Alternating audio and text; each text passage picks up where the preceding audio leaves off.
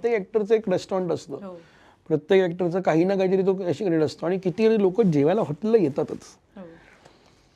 तर मग मी म्हटलं की आपण ते करूया. पण मग हॉटेल इंडस्ट्री मला तशी खूप आवडायची, कारण की आधीपासून मी जेवण बनवायचं. म्हणजे मला जेवण येतं माझ्या आईमुळे, माझ्या सख्ख्या काकूमुळे आणि माझ्या सख्ख्या आत्यामुळे. म्हणजे तिघी सुगृणी आहेत.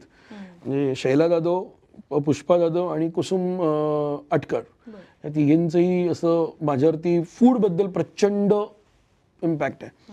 आणि माझ्या घरी मी लहानपणापासून स्वयंपाक करायचो, आवडीने करायचो. म्हणजे मी लहान, आय थिंक 3-4 वर्ष असल्यापासून माझ्या आत्याच्या मांडीवर बसूनच सगळं पाहिलंय.